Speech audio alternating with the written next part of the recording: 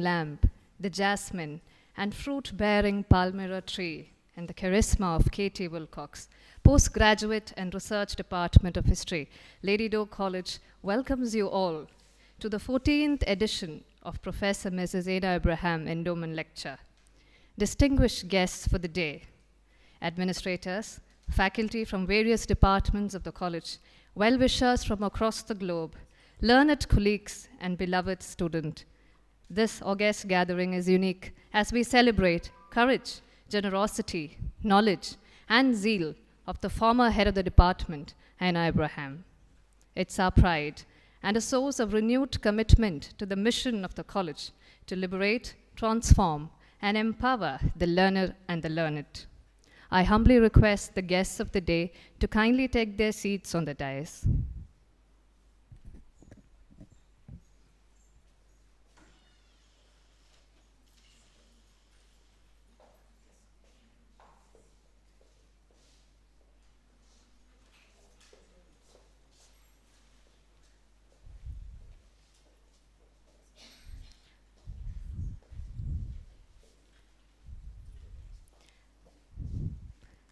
To begin the event with a grateful prayer, I invite the owner of an eloquent voice marked by fullness, style, and clarity of a prayerful heart, Dr. Jessie Ranjita Jabaselvi, chaplain and associate professor of English, to lead us in prayer.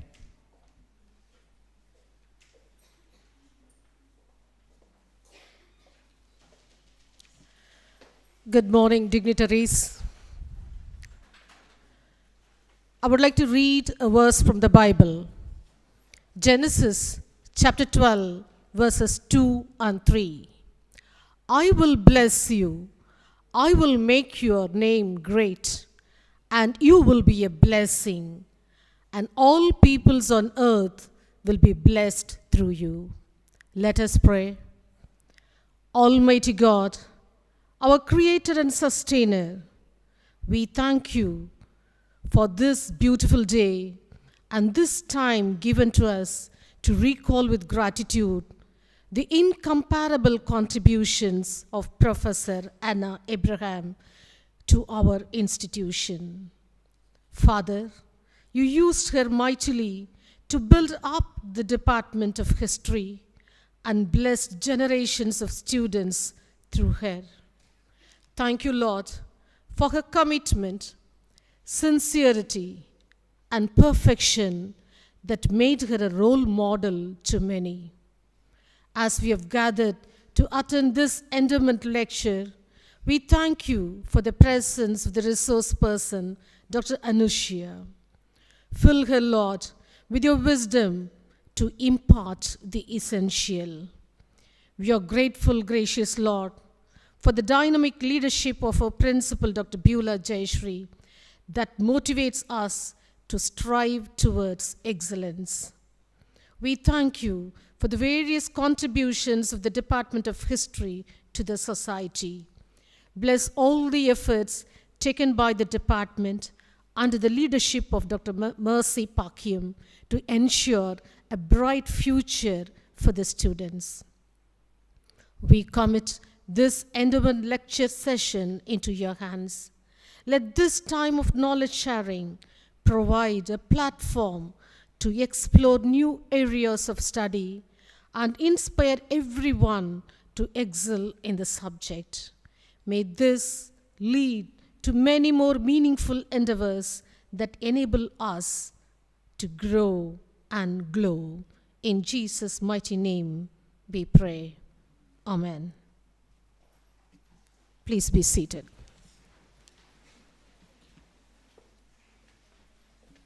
Thank you, ma'am.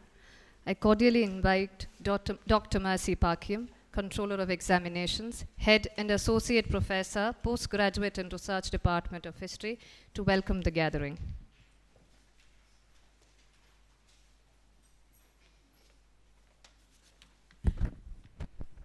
Good morning to everyone. I'm so glad to welcome everyone here. To start with our guest of today, Dr. Anushya Senadiraja from the Southeast University of Sri Lanka. I'm so privileged to welcome our principal ma'am, Dr. Beulah Jayasri, in our midst. Thank you so much for being with us. And I would like to welcome our alumni of History Department who is still remembering Dr. Mrs. Abraham. That's, I think, Ma'am Indra ma'am. She was the batch 1978 batch. Am I right, ma'am? Yes. We are so proud of you, really thinking about her teacher even now, after her retirement from PF office also. And I welcome Ma'am Esther Tangapuspam. We are so happy to have you with us. It's our privilege to welcome you, ma'am. And I'm so happy to welcome our retired teacher from our department, Dr. Balyamal Bhaskaran. See, I'm so happy that her presence is something great for us. It's our privilege to have you all with us. And I'm so happy to welcome Dr. Lekha Isaac with us. Once we were all roaming in the campus as a student, we enjoyed the leadership of Mrs. Abraham. So with her presence and blessings and her training, that we stand and to glorify God for her life in Lady Dog. I welcome other members, those who are on live stream, to see the endowment lecture. In a short way, that if I say that Mrs. Abraham, as in prayer our chaplain Jesse said, reaching her knowledge to everyone. That's even after her, that we are taking the history to everyone around. In that reference that we are so happy.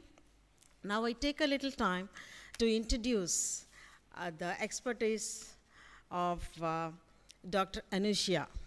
Dr. Anushya, I think for the last year I met her in Sri Lanka. That time onwards I was telling, please visit our institution. Be with us in our department. And almost all communication I used to say, when are you coming? When are you coming? What's your plan? And by the time she has come to Madurai for Tamil Nadu History Congress, hardly once in 7 years it will come to Madurai. In that case, she was here for the past 3 years, 3 days, and this day that we have taken it up for the endowment lecture. She has earned her bachelor's, master's, and research and doctoral in history from the University of Madras. That's another privilege for us. Then she has a lot of experience, more than 25 years of experience from Madras University, so the University of Colombo, then the Southeast University of Sri Lanka, and she has worked in the embassy of Canadian embassy also, and she has published more than 40 research papers. Day before yesterday was also, she was busy in presenting paper in Tamil Nadu History Congress. Last year, she was the endowed person, presented a lecture through endowment program. So she was always busy in visiting different places and accommodating people, those who are visiting Sri Lanka also. And her area of research and teaching, that includes social studies, social sciences, humanities in total, and history, and her biodata goes on and on. She has a lot of special lectures in more than 70 sessions. That includes gender inequalities, historiography, minorities rehabilitation, women development, culture, gender studies, and for her credit, she has worked as an external examiner for so many PhD theses from different universities. Madras University, Annamalai University, Bharathidasan, Bharatiyar, Tiruvallur, Periyar, and Exeter, and so many other papers. And she has completely dedicated her lifestyle to her studies and encouraging students. That was something very important. I too experienced when I visited her. All of a sudden, arranging for a lecture, giving class to me, and getting the certificates on time. And that's so interesting. Certificate after certificate, that includes the certificate of appreciation from the Dean of Humanities. That was something very, very interesting. And working in such a broader university which has humanities, sciences, and engineering together. So such an eminent person that we have with us now. And she has been a member of so many forums, both regional as well as in the international. And she has also received a lifetime award in 2021.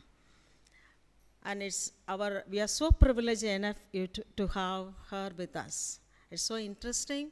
And constantly she has assured she will visit our institution for her credit. Yesterday I heard on another thing that she has applied for a post in Lady Doak.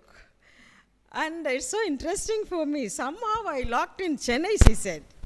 It's also another interesting thing because we were not familiar with anything, but we are so familiar with the subject that we connect. Thank you so much, ma'am. We welcome you as an institution. God bless. Thank you.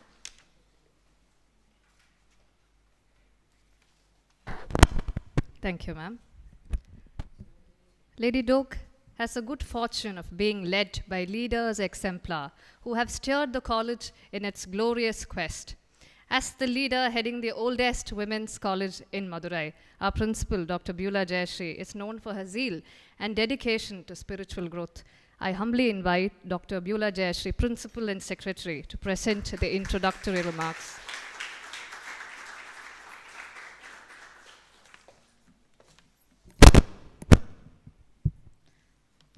Good morning.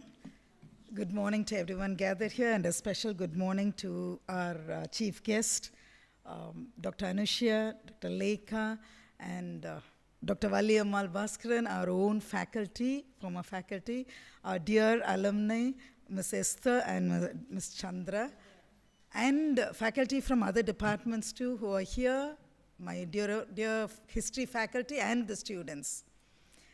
It gives me real joy to talk about Dr. Anna Abraham. It is really, like I was thinking Lekha ma'am is going to give her reminiscence, but I was doing that in the morning. When I was asked to do this, I was thinking about it. How was it? Because I think we all, some of us were privileged to be her students here. And we had the privilege of working under her too. To be a student is different from working under a person. No? You get to know a lot of things about the person when the role changes. And I still recall the lessons that I have learned from Dr. Ms. Anna Abraham. And I take this time to welcome you all to this inaugural lecture dedicated to the memory of Ms. Anna Abraham. She was a remarkable educator, historian, and an administrator. I think we will be touching upon, all of us will be touching upon her role as an administrator, because we did not belong to the Department of History to be her direct students, but every other time when we had to meet her as an administrator, it was a learning experience. Her passion for teaching and her deep understanding of history has inspired countless students over the years, and the sample or the result of it is, the consequences is, her own students have become faculty in the department. And her ability to bring the past and connect it to the present made her a beloved and a respected figure among her colleagues and students alike. So, in addition to her, we welcome you, Dr. Hepsin. Thank you. In addition to her exceptional teaching skills, Ms. Abraham was also a visionary administrator. She played a very crucial role. And I would like to highlight one or two things, like how we looked at as Ms. Anna Abraham. She was always concerned with students. At the same time, she was very firm about instilling the rules and regulations. we respected her. We were scared not because of how strong, rough or harsh she was, no, but because of the respect that we had for her. The fear was there, that's a respect, that's it. I can recall one incident when, like in those days, we were teaching part 2 classes according to the placement tests that you write. Even now you're doing your, Cambridge test. But earlier we used to give a test and you will be grouped. And the teachers will be assigned each one of the batches. And for B level, it will be B1 to B5. And I happen to be the teacher of B5. And once the results came out after the semester exam, she called me. I didn't know why she was calling me. She was the Dean of Academic Affairs then. I went in, and then she said, very, very, very strongly, she said, Beulah, உன் கிளாஸில் நிறைய பேர் fail ஆயிருக்காங்க ஏன் சொல்லு அப்படின்னாங்க. That's how she asked me. I was wondering, you know why? And then I had to tell her, but she was so sweet that she lent her ears to me to give my explanation to her. So I told her, when you take the placement test, the girls write the placement test for 100 marks. And those who score above 60 will be in the A level. Okay? Those days we don't give easily more than 80. So 60 to 80, they will be in the A level. Below 60 will be the B level. And B1 will be 50 to 60. B2 will be 40 to 50, something like that. And B5 is 0 to 10. The ones who have scored 0 to 10 in the placement test. So you can understand how they would do. So most of them definitely fail. Out of the 80 students we used to have then, 45 to 50 of them will be failures. But when you take the B1, it will be like 10 failures in that class. That's how it used to be. Then I had to explain this to her. And then she said, Nalla vela nee sonna, illana na unna innu nalla thittirpen. So that's how she was. What I would like to highlight is, always she was keen to get the things from the horse's mouth. She would call us. She's not a person who talks behind, but she would call the people right on that time and she would ask, what is it? Please tell me. That's something great that we have to learn as teachers and even as human beings. It's better when we do that. We erase a lot of unpleasantness between human relationship. Another thing, okay, this happened, but she never had the grudge. She never holds that grudge in her when something wrong. Even I explained, she agreed, she forgave me, or she understood what happened. But even if I had done something wrong and I had told her, yes ma'am, this happened, and she would never have the grudge against the person. That's something that we have to learn. No? We have to be someone who is over that kind of a quality. Okay. And I personally, I feel thankful to her, grateful to her, because when I was appointed here in 93, the principal was not on station. She had gone abroad. So it was Miss Abraham and the vice principal then, Miss Wycliffe, who were there in my selection panel, and I feel proud about it, that I was chosen by Dr. Anna Abraham to be a lecturer in the Department of English. So that gives me a lot of pride, and I feel indebted that I should talk about this here also. So the purpose of this whole program is to honor her legacy and to continue the intellectual tradition that she established. So as teachers and students, we have to learn and we have to carry this over towards, and she still remains an inspiration to all of us and to the future generations of historians and educators, and to follow her footsteps and to strive her excellence. And this lecture was initiated in 2012. I congratulate the department for continuing this endowment series from 2012.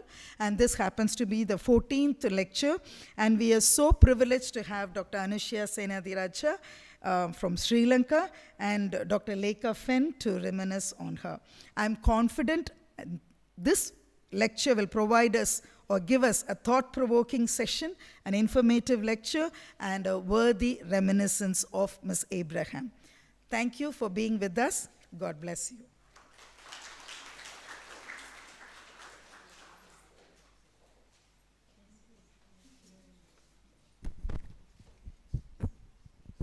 Thank you, ma'am, for those thoughtful words that have laid the foundation for today's discussions. I request our principal, Dr. Beulah Jayashree, to honor our chief guest.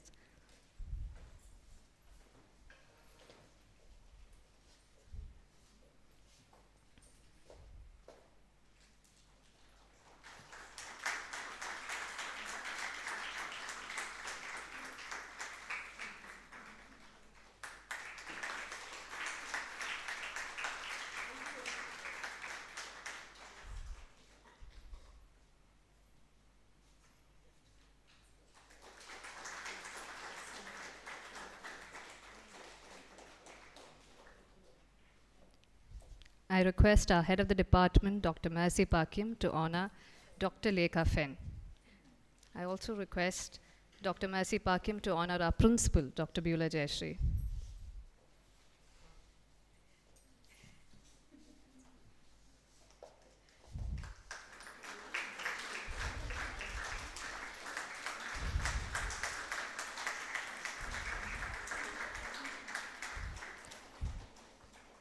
Dr. Mercy Pakim will honor the special invitees for today, Dr. Lekha Fen.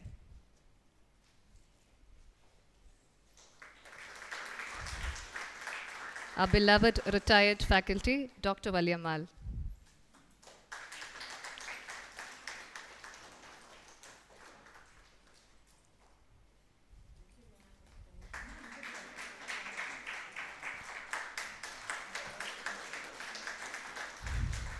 Our esteemed alumna, Indra.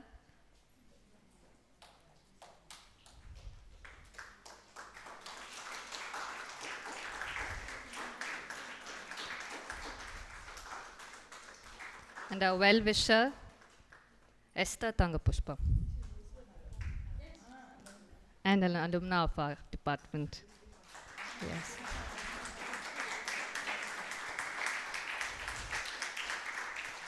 I request Dr. Mercy to honor Dr. Hepsi Meghnathan.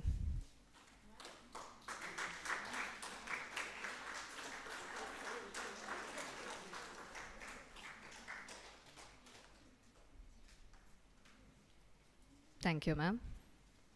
We are delighted to hear from Dr. Lekha Fen, an alumna from the 1990 batch of MA History, who will take us down the memory lane with her reminiscence. Dr. Lekha Fen is a program manager at the International Studies Center of Lady Doak College currently. Ma'am, please.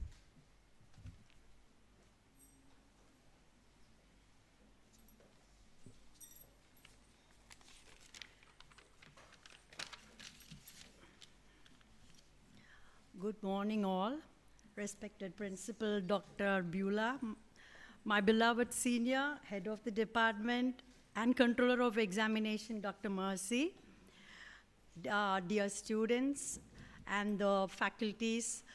I'm actually overwhelmed to see my professor, Valli ma'am. She was my favorite. Also my Hepsi ma'am. They're all my contemporaries. So nice to see you. I am 57, I'm already demented, so what I got in my brain, I'm just going to say. And thank you for giving me the opportunity to reminisce about my favorite professor, Mrs. Anna Abraham, fondly remembered as Abraham ma'am. She was my HOD when I was doing my UG as well as my PG. I belong to 1987 batch. Ma'am is a gem of a person. Her ideas, values, and perseverance are the qualities that attracted me. I love the way she carries herself with a slight smile in a starched cotton sari. Sometimes I get sarcastic smiles too, and that was when I get low grades or for non-relevant answers in the class. I remember meeting her for my UG admission. I was a little late, so my admission was a little late. She asked me a question, "Ni nalla padippiya?" I said, I was nalla till I completed MA. Padippiya is still a question mark for me. As a HOD, she was a disciplinarian. She had her own style in writing for the notice board. It would be handwritten usually with different colors. Like meetings will be in red color, club activities. So actually it attracts the reader to stand and read that. And her punctuality is to be appreciated. She was my guide for my thesis on women in medical profession. As a guide, she was not at all happy for whatever informations I provide. One day, she ticked me and blasted me that I have to interview minimum 50 lady doctors, and she wanted me to find out whether the lady doctors were harassed by any male patients. I was also ordered to frame a minimum of 20 questionnaires for the doctors. One interview and the reply of the questionnaires instigated me to get involved in the thesis. I started getting more interest in my own thesis. Yes, my thesis was all first-hand informations, and it was because of the guidance of my ma'am. As a professor, she handled historiography. She comes to the class with her purse, not a handbag. She places her purse on the table and gets into the topic without a book. We, the students, need to take these notes. I've never seen her sitting in the class. She stands for the full 1 hour. Her lectures and level of English is high like Sashi Tharoor's, which in fact flew over my head. I was fortunate to sail through her subjects.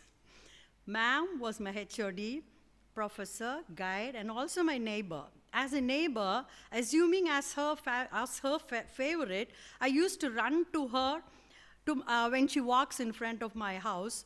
I used to invite her, please come to my house, ma'am. She'll say, with a beautiful smile, she'll say, next time I'll come. But no visit until she left Madurai. She never visited. Ma'am was a tough lady. She was a firm, intransigent person who gave no room for compromises. She was strict where she has to be. Even though she was tough, I never felt the toughness with me, other than the day when I was blasted. She was always sweet to me. She gives me a sweet smile, which boosts me sometimes and encourages me to do more.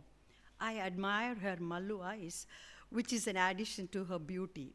She was for the students. She has open arms for the students in need any time.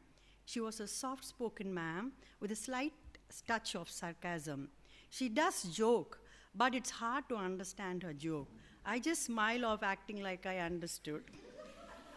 My eyes hunt for Anna Abraham. Even now, whenever I cross the history and economics department, it pricks me. I miss my college days too. I used to have fun with Dr. Mercy when she used to walk by my class with her friends.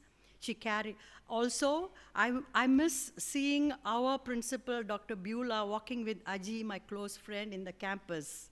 She carries the same smile she owes now. Those days never will come back. I might not have Abraham ma'am's intelligence, and I might not be wise like her, but she is my role model. Her smile is still in my heart. It's hard to find legends like that.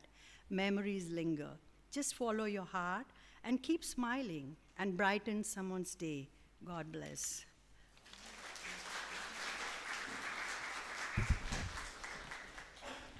Thank you, Dr. Lekha, for sharing those cherished memories that remind us of the enduring legacy of Anna Abraham. Let us take a look at a short video reflecting the life and times of Anna Abraham.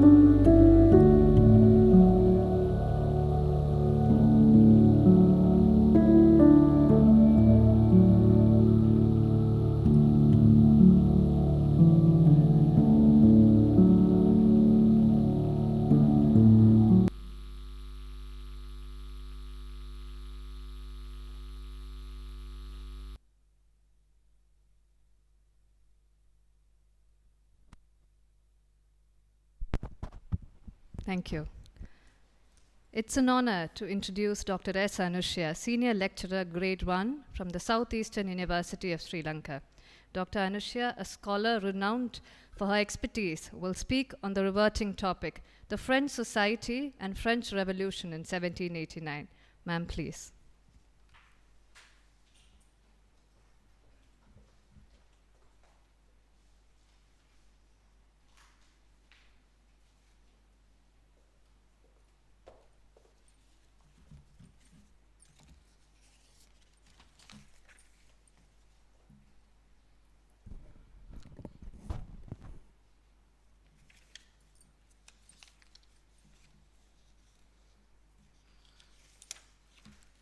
Very good morning, everybody. I am really proud to deliver this program at this great lady, Professor Mrs. Anna Abraham.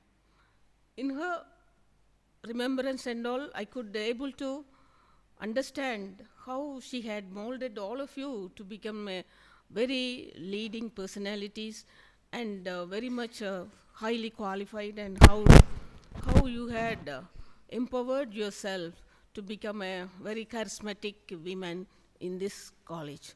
So this is how Professor Mrs. Anna Abraham had guided you all.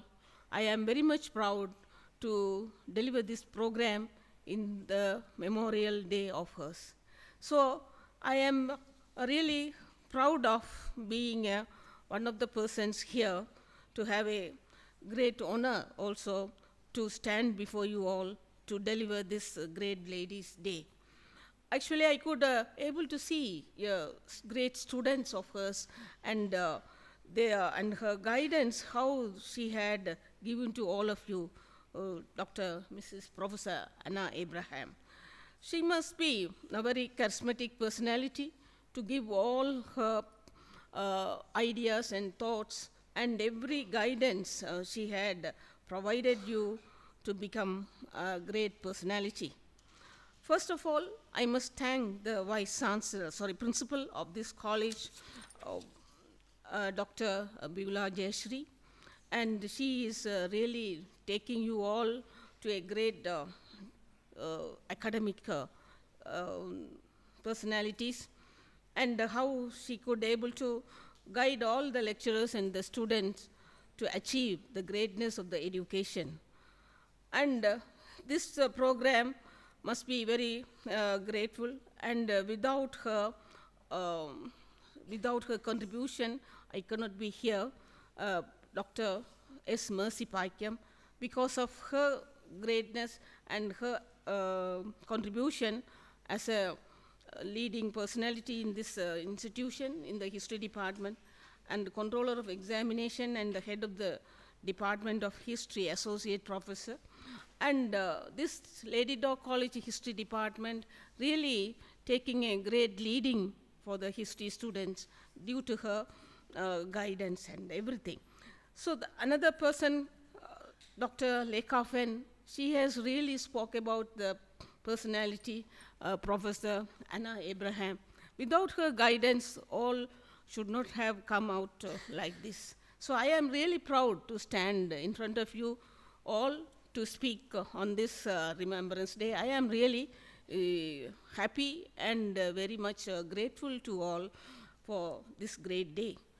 Then other person who is really going to do some, so she is going to deliver the vote of thanks, Dr. Durga Devi. She is also guided me yesterday after I arrived over here, and she guided me into the institutions and showed me some these areas. And this was a good experience for me, because I was a student of Itraj College, and Professor Indrani was my head of the department when I was studied at Itraj College. Then at Pachapas College, Professor Shanmugam was my supervisor for my MPhil degree. Then for the postgraduate degree, for postgraduate in the sense for my PhD research, Professor Jagadishan was my supervisor. He was once Vice Chancellor of Bharatidasan University. And after my doctorate, I went over to Sri Lanka. And after my doctorate, and I was really very much grateful to all the people who had guided me in Chennai. It was like a second mother country for me. All the persons who really, they told everything regarding the research. Then I did of my own with their guidance. And I used to sleep also in the library sometimes after reading a lot from the Kannimora library. And all they come and wake me up. So all those experiences I had during my studies. So I really encourage all the girls, they should come out with the great hard work. So then only the hard work really pays you a lot.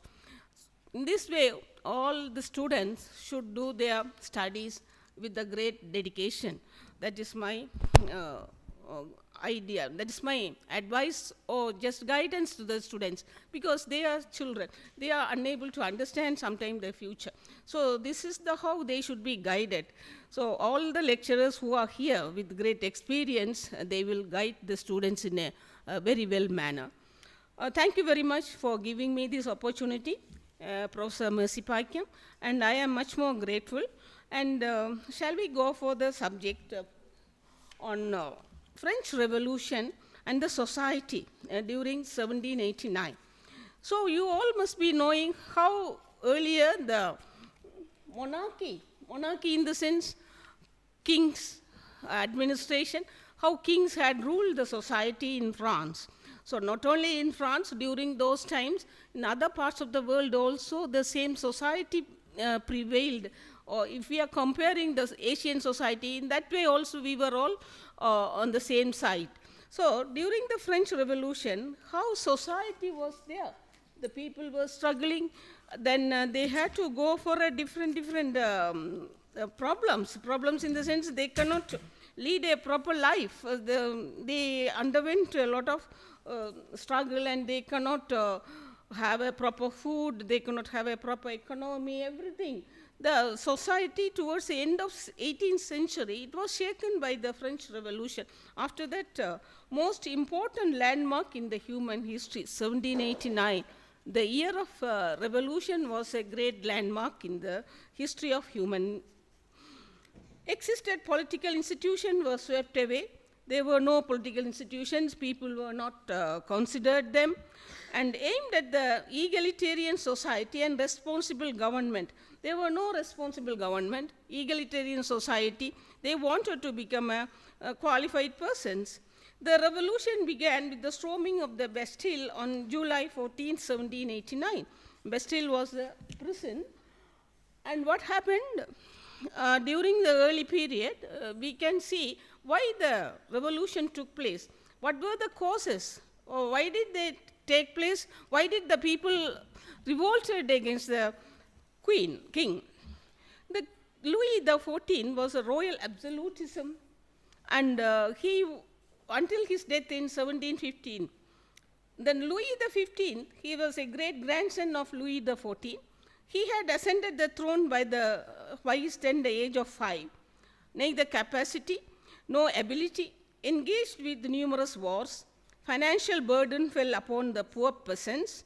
Wars of Austrian succession and the 7 Years' War lost her empire. Poor peasants who could not pay taxes were sent to prison. People were sent to prison for without any reason at all. That's how the Bastille got full.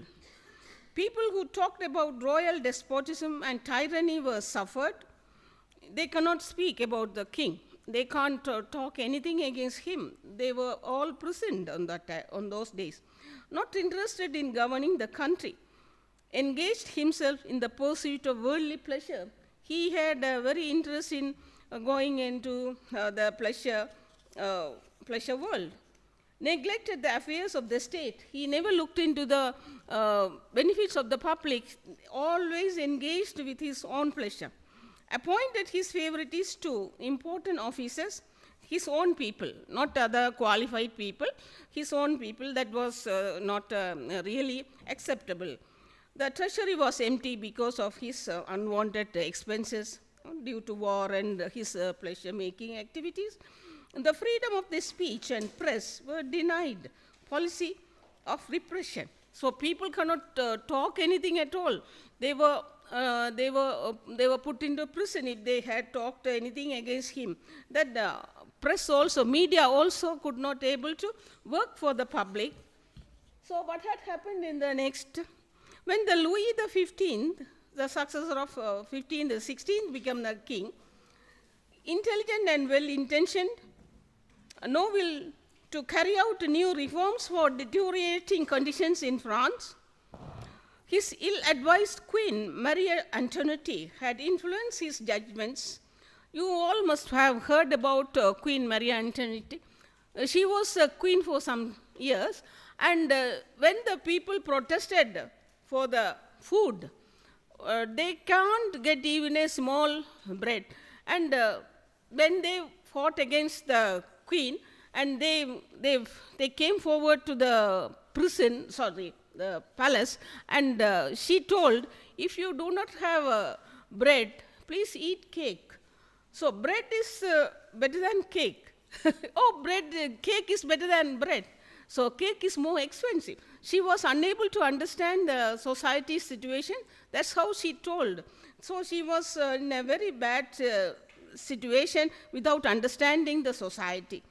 Then no uniform code of law in France. In every places, different laws were implemented. There were no unity in all the places. Nepotism and corruption in every government departments. You all know what is corruption and what is nepotism. Then there were no rule of law over there. So all the departments were not functioning properly. Not consulted the Estate General for the state matters. So Estate General was not summoned for a long time. So Estate General was actually it was a parliament. So it was not summoned for a long time to listen to the public's grievances. So this was not summoned. Then Cardinal Richelieu, Mazarin, and Colbert were the chief advisors to the king. They were the chief advisors to the king, and they were not able to understand the society. At the end of 18th century, King Louis XVI was advised by incompetent ministers. So this, there were social causes also. In the society, different sections were there in the society. So they were unable to come out with their grievances. The society was divided into three. The indigenous distinctions and unjust privileges were the character of the society. There were people who were in the first estate, second estate, third estate. The society was divided into three. first estate, the church and the clergy, they were the privileged persons. And the second estate was the nobles. They were the they dominated the king's influences, king's matters. The third estate is the common people. So the common people were in majority. The picture shows the caricature of the third estate. You must be seeing how the first and second estate people, they sat on the back of the third estate. He already had suffering. He was the poorest and the poorest of the people. So how these privileged people, they suppressed the third estate people. So they were, the nobility and the clergy, they were all privileged and they were trying to ride on the third estate person. So that was the society. Then economic causes also. The French system of taxation was unjust and unfair. The people taxed a lot. And oppression of the tax farmers and uncertain imposition of the taxes. So they were very much highly taxed, the farmers, even if they do not have any any yielding from the farms, they had to pay the taxes. Then privileged class did not pay taxes. The first estate and second estate, they didn't pay any taxes. Only the third estate people, they paid taxes. The burden fell on the shoulders of the peasants. Third estate people only had to pay all the taxes. Then intellect awakening. After this, in experiencing this situation, the people who, with the understanding, they wanted to come out from all these sufferings, they started thinking about coming out of these struggles. So the idea came from the philosophers. During 18th century, France produced great philosophers. You all must be heard about them. Voltaire, intellectually famous as a great writer and critic. He wrote so many articles against the suppression of the society. His plays and writings had attacked the church and the state. So he wrote about the corruption and other illegal activities of this church and the state, made fun of the eccentrics of the nobles, how nobles behaved, how nobles really enjoyed in the society on the third estate people. Then Montesquieu, he was another philosopher. He was a good student of constitutional government, preferred constitutional monarchy in France, like England. He wanted the constitutional changes in France, like in England. His important work was De las Sprites Lois. In this, he had mentioned the theory of separation of powers. Separation of powers in the sense judiciary, economic, and legal activities should be separated. So they should act in a separate way. The legislature, executive, and judiciary, they should be separated. By tyranny and the liberty of the people, no tyranny and the liberty of the people should be there. So he was advised for tyranny-free society. Then Rousseau, Jean-Jacques Rousseau, he was another philosopher who advocated for the freedom of the society. The social contract, you all must be heard about the works of Rousseau, the social contract. The the people are parties to contract. The king should have come forward to write an agreement with the people. The king does not rule the people. The king loses their loyalty. The people have every right to overthrow the monarchy. Popular sovereignty theory, people were ready to revolt against the oppressive monarchy. So these are the philosophers who really awakened the society, or made the society to revolt against the king. The Diodorus, another philosopher, he was an intellectual, prepared encyclopedia, exposed the rotten system of administration in France.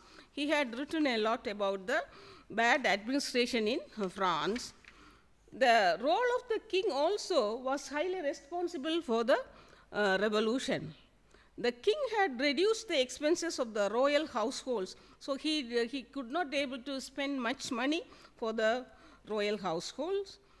Wisely dealt with the financial crisis, Turgot was the Minister of Finance. He advised the king to tax the privileged classes. So Turgot advised the king tax more for the privileged classes that was not liked by the society. He was dismissed by the queen. She dismissed the minister. Financial crisis and no payment for the armed forces.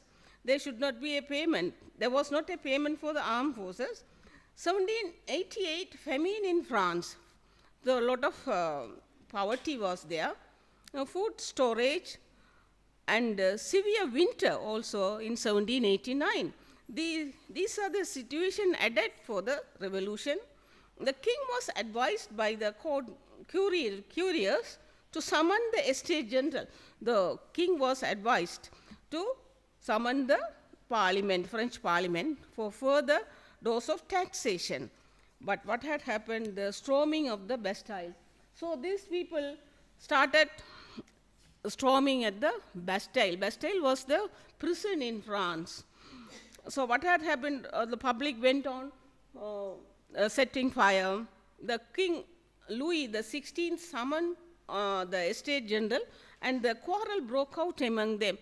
Because of the request of the public, he summoned the Estates General, but the three estate people, first estate, second and third estate people, they quarreled in the meeting. The king dismissed the finance minister Jacob Necker on July 11, 1789. King Louis was strengthening his hold over the government. He started to station the troops in the important places.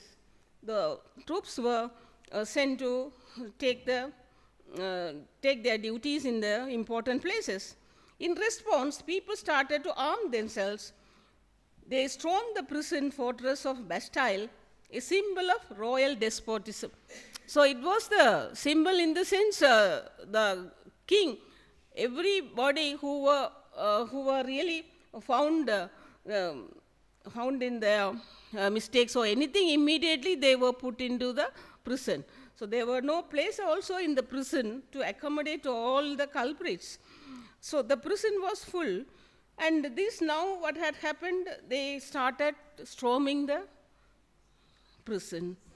The stormed the prison of fortress of Bastille, a symbol of royal despotism, on July 14th, 1789, and set the prisoners free. So those people, they stormed the prison and they brought out the prisoners and set them free. The Bastille was not just a prison, but a symbol of king's absolute power and tyranny. Its fall represented the triumph of the people over the despotism. So after the fall of the Bastille, the people started going into, they became independent, they felt freedom, and they were so happy to release the prisoners from the prison.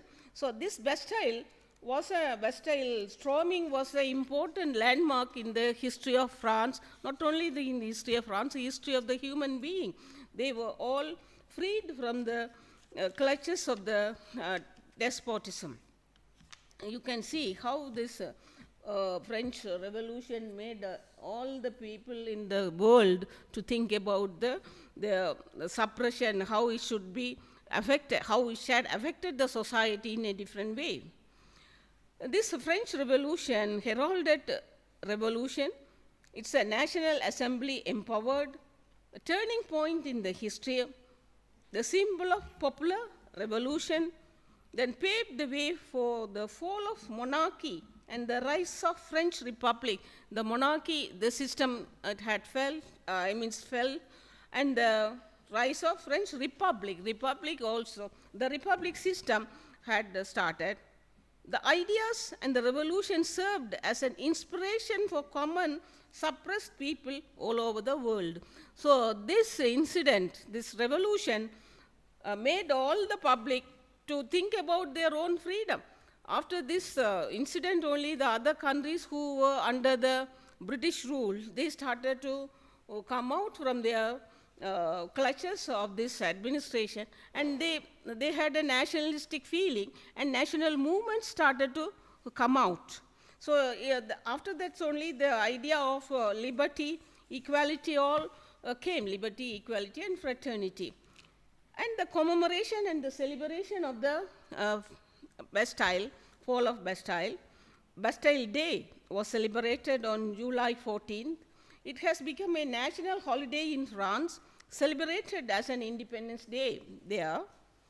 It commemorates the fight for freedom, and liberty symbolizes the unity and strength of the French people. It is a day of patriotism, and the French tricolor flag is prominently fluttered in France.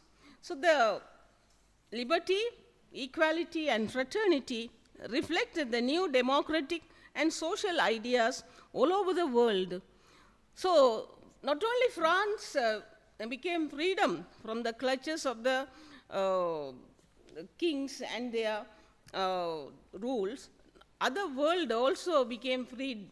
In the sense, they were captured by this, they were attracted by these ideas, liberty, equality, and fraternity. These ideas started everywhere to come out with the clutches of the other countries, especially you must be knowing the Great Britain. The Great Britain had a great empire in South Asia and African countries. So people from South Asia and African country, they started to fight against the Britain after hearing all these ideas, liberty, equality, and fraternity. So we must really apply this type of ideas in our own society also. We must take this thinking to apply in the sense how our society should not suffer.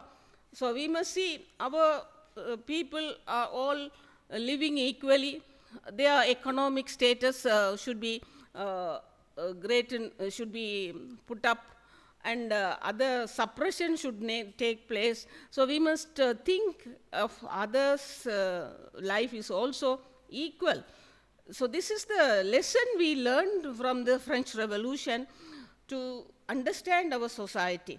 So when there is a suppression, there should not be any proper life. So we must see the people who are underprivileged also should become good in the sense they should shine in their life with the equal rights. So that is how we must treat the other people, or otherwise we must make them to understand how all should be treated equal. So that is the lesson we learned, and the whole world got awake after the French Revolution to become an independent society. So through this we can really understand a lot of things, how we can live equally, and how the democratic government can treat them. Or with the constitution, all the races and languages should be given an equal status in the constitution. So this is the history really make every other lessons to us, and due to the history in the political science is also become an important subject. So history is the root for the political subject. So all the history students would have understood how the French Revolution took place, how the society was there, and how the Bastille was broken and the revolution took place. So is there any opinion can be shared? It can be accepted.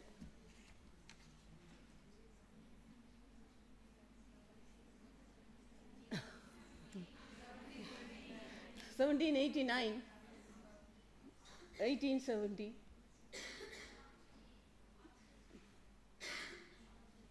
(1789) only, no? Yes. 1830. 1848 was also a revolution. So it's a great opportunity for me. Thank you very much for giving me this opportunity to talk about the French Revolution and the society. Thank you very much, Principal, everybody.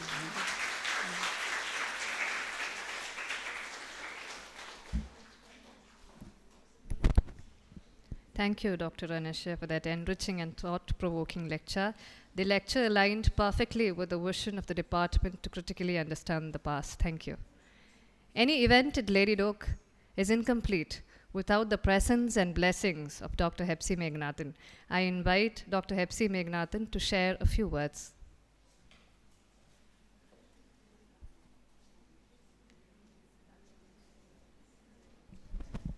Good morning, everybody. Actually, I have shared everything in detail in previous one of these similar endowment lectures, but if I can mention something, it will be useful for everyone. For example, I joined in Lado College in 1972. The first sports meet was on February 14. She was the recorder. As as I have joined the first year, I didn't know exactly what I have to do. We have done some projects meets and other things, but I didn't have any confidence. In the committee list, then the principal, Ms. Shanti Manuel, put Mrs. Abraham as recorder. She made the list in such a way, I think it's in my department even now. And the following years, others were following the same system. And another thing, she will never miss a single sports meet, either spectator or office bearer or anything. You must have seen in the pictures. And at that time, we used to take the students for sports meet in bus. Out of respect, none of the students went and sat with her. So she was humorously telling me, I'm sure I don't have any contagious diseases. Then I sat next to her. That kind of a thing, no, humorous. And her birthday is Women's International Day, March 8th. I never forgot to wish her on her birthday, and she never forgot to wish me on Christmas and other functions. After retirement, whenever she came to Madurai, she will never miss to see us, because you must have seen one or two pictures. Such an eminent person and a role model, and her footsteps to be followed. Thank you.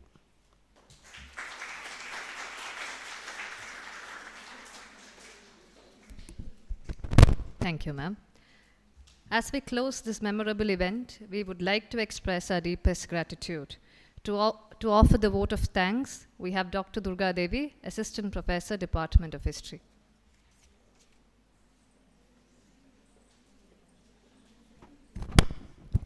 Good afternoon, everyone.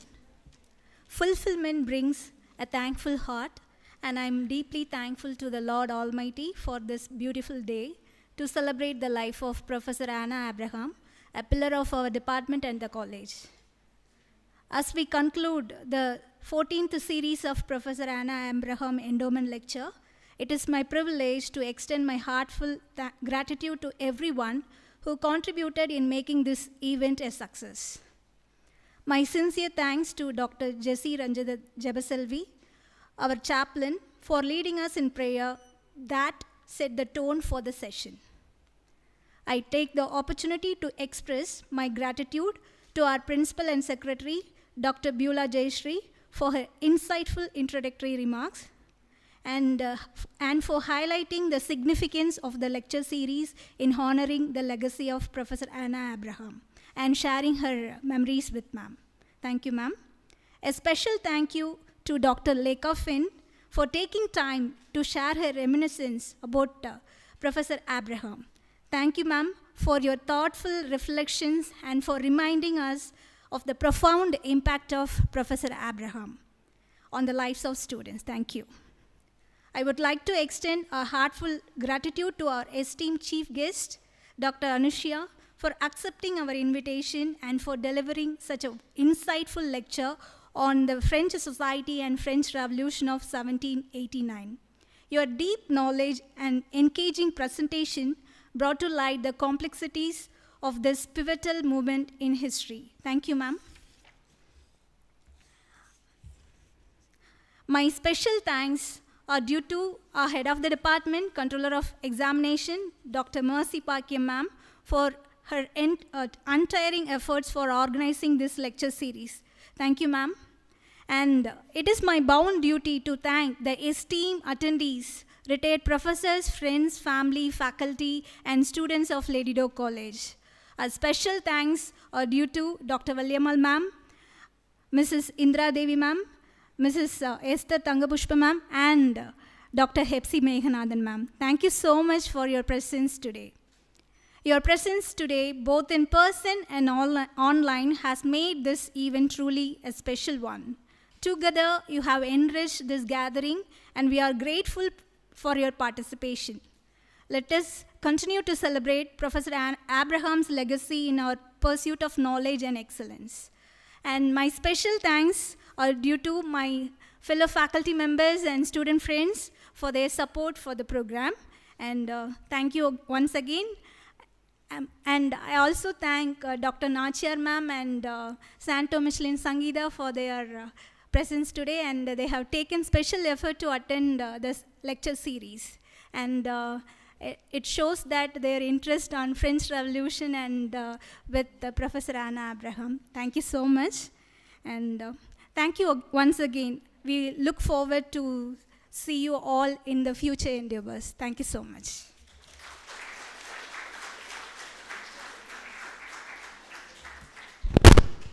Thank you, ma'am.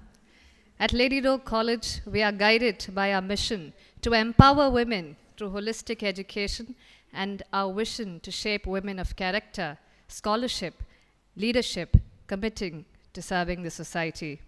Today's event aligns with this vision as we explore history and revolution in the spirit of scholarly inquiry and meaningful dialogue. We hope you leave inspired, enlightened, and ready to continue Lady Doe College's mission of service and leadership. Godspeed and good luck. Thank you.